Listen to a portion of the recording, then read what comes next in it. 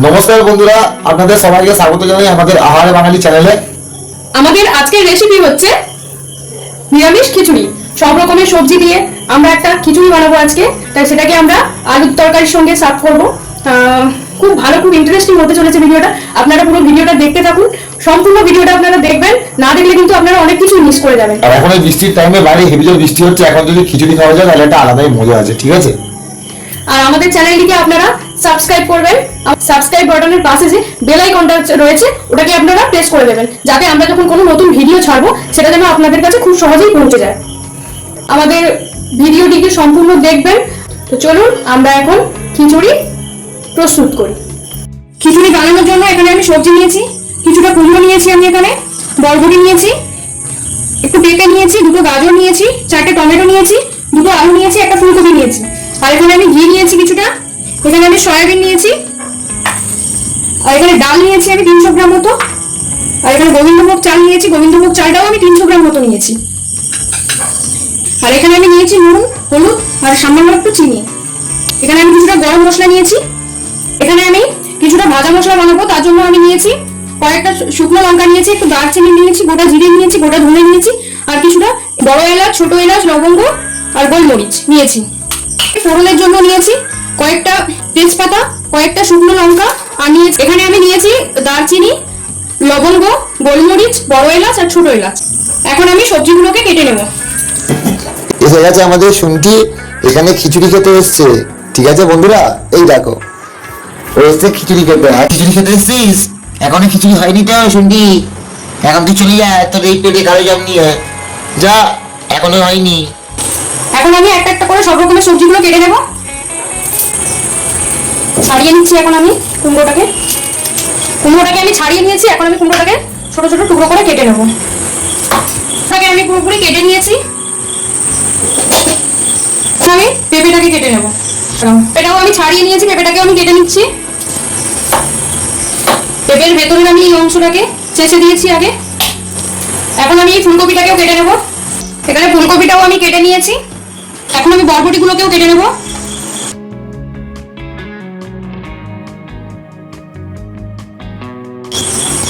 বরবটিটাকে আমি পুরোটাকে কেটে নিয়েছি। এই আলুগুলোকেও ছাড়িয়ে কেটে নেব সুন্দর করে। আলু দুটো আমি ছাড়িয়ে নিয়েছি, এখন আমি আলু দুটোকেও কেটে নেব। এখন আমি গাজরটাকে কেটে নেব।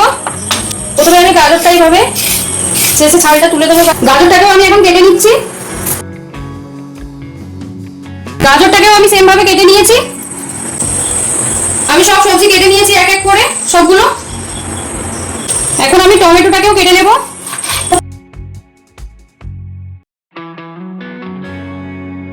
সবগুলো টমেটোকে আমি এইভাবে কেটে নিয়েছি। লঙ্কাগুলোর আমি বোকা ছাড়িয়ে মাঝখান থেকে এইভাবে কেটে নেবো লম্বা করে। এখন আমি কিছুটা আদা ছাড়িয়ে নিয়েছি। এই আদাটা দুটো কাঁচা লঙ্কাকে আমি পেস্ট করে নেবো, তার জন্য আদাটাকে আমি ছোট ছোট করে কেটে নেবো। এটাকে আমি এখন পেস্ট করে নেব। আমি আদা আর কাঁচা লঙ্কাটাকে পেস্ট করে নিয়ে চলে এসেছি। শুনি তোর এখানে কি কাজ? গ্যাসটা জেলে আমি কড়াইটা বসিয়ে দিয়েছি। ভাজা মশলাটাকে রেডি করে নেবো। আমি এখানে সবগুলো দিয়ে দেবো, শুকনো মশলাগুলো।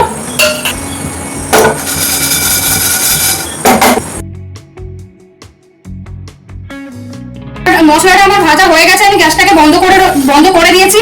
এখন আমি একটু ঠান্ডা করে এটাকে ঘুরিয়ে নেব। গ্যাসটা মিলে আমি কড়াইটা বসিয়ে দিয়েছি। কড়াইটা আমার গরম হয়ে গেছে। এখন আমি ডালটাকে আমি ভেজে নেব কড়াইতে দিয়ে।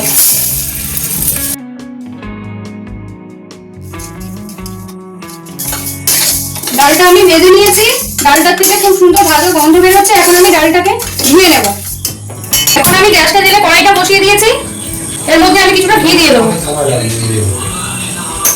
ঘিটা গরম হয়ে গেছে। এখন আমি গোটা গরম মশলা যেটা রেখেছিলাম আমি ফোড়নের জন্য এটা দিয়ে দেবো।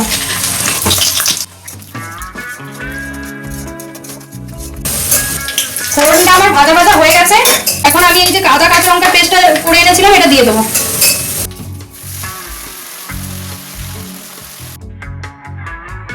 এটাকে আমি একটু ভাজা ভাজা করে নেবো। আদা কাঁচা লঙ্কার পেস্টটা যে আমি দিয়েছিলাম সেটা আমার ভাজা ভাজা হয়ে গেছে। এখন আমি এর মধ্যে কেটে নেওয়া এই সবজিগুলো আমি ধুয়ে রেখেছিলাম এগুলো এখন দিয়ে দেবো। ফুলকপি দিয়ে দেবো,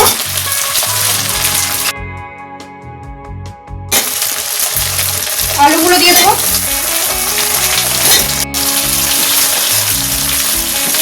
সবজিগুলো এখন আমি সবকটাই দিয়ে দেবো এর মধ্যে। বরবটিটা আমি এখন দেবো না, বরবটিটা রেখে দেবো আমি এখন।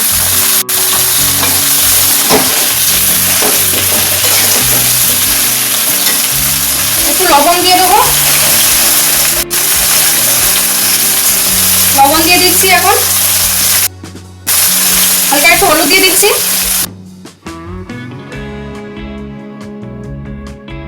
এটাকে এখন আমি 5 মিনিট লো আঁচে ঢাকনা দিয়ে ঢেকে দেবো। 5 মিনিট হয়ে গেছে, এখন আমি ঢাকনাটাকে খুলে নেব।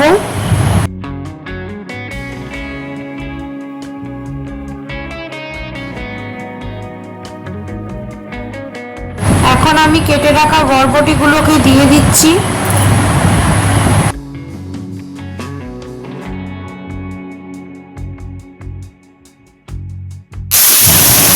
এখন আমি ধুয়ে রাখা ডালটাকেও দিয়ে দিচ্ছি।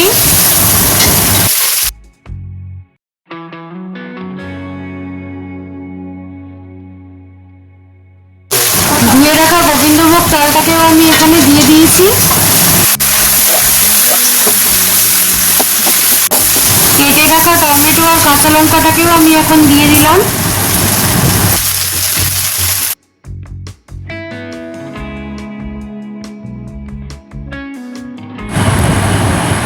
এখন আমি পরিমাণ মতো হলুদ ও কিছুটা লবণ দিয়ে দেবো।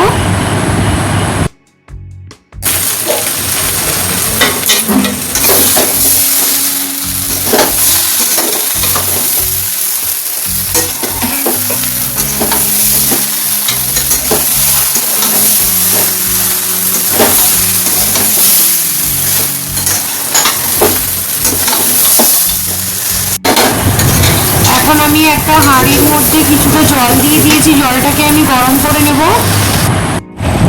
সয়াবিনটাকে আমি গরম জলে ফেলে ধুয়ে নিয়েছিলাম, এখন ওটাকে আমি ভেজে নিলাম।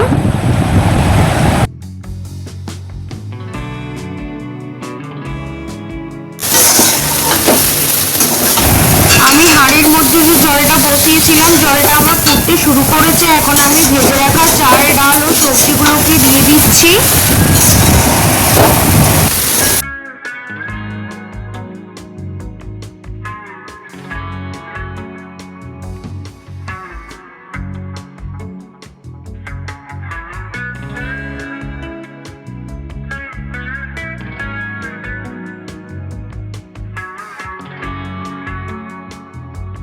এখন আমি ভেজে রাখা সয়াবিনগুলোকে দিয়ে দেবো এর মধ্যে।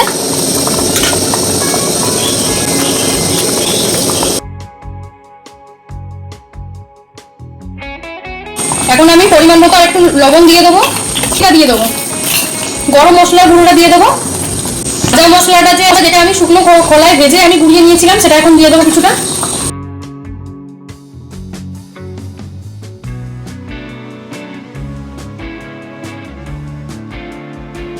এখন আমি অল্প করে একটু ঘি দিয়ে দেবো। খিচুড়িটা আমার হয়ে গেছে। স্মেলটা তো পুরো আলাদাই আসছে, পুরো বেলুড় মঠের খিচুড়ির মতো গন্ধ। ঠিক আছে, এখন আমি তোমাকে দেবো খেতে, খেয়ে বলবে কেমন হয়েছে খিচুড়িটা। এই দেখুন, সমস্ত সবজিগুলো আমার একদম ঘেটে যায়নি, গোটা রয়েছে। চাল ডালটা ভালোভাবে সেদ্ধ হয়ে গেছে। খিচুড়িটা আমার পুরো একদম পারফেক্ট হয়েছে। এখন আমি এটাকে সার্ভ করছি।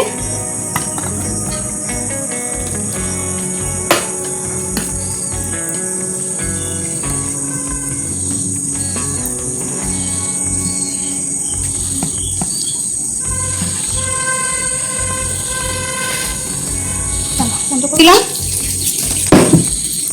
এখন আমি আমাদের আলুর তরকারিটা দিয়ে দেবো।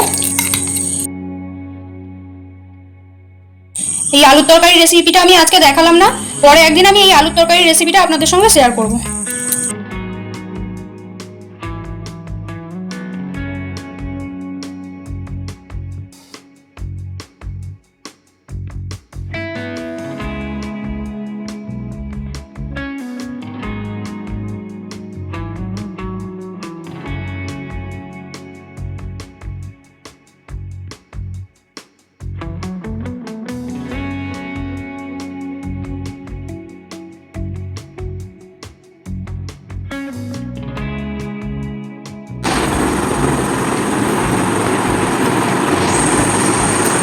আজকে আমাদের এখানে খিচুড়ি রান্না হয়েছে, খিচুড়িটা খুব সুন্দর হয়েছে।